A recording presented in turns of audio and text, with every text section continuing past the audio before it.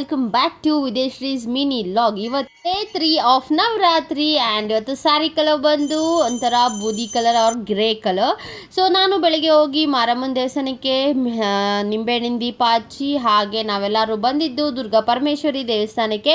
ಇದಿರೋದು ವಿದ್ಯಾರಣ್ಯಪುರದಲ್ಲಿ. So ಇಲ್ಲಿಗೆ ಬಂದ್ವಿ. ಸಿಕ್ಕಾಪಡೆ rush ಅಂತೂ ಇತ್ತು, ಆದರೂ ಪರವಾಗಿಲ್ಲ ಅಂತ ಸ್ಪೆಷಲ್ ಟಿಕೆಟ್ ತೊಗೊಂಡು ಬೇಗ ಬೇಗ ದರ್ಶನ ಮುಗಿಸಿ, ಇಲ್ಲೆಲ್ಲ ಪಟ್ಟದ ಬೊಂಬೆಗಳೆಲ್ಲ ಕೂರಿಸಿದ್ರು. ಸೊ ಅವ್ರ ದರ್ಶನ ಎಲ್ಲ ಮಾಡಿಕೊಂಡು ನಾವು ಬಂದಿದ್ದು ಚಿರುಮುರಿ ತಿನ್ನೋದಕ್ಕೆ.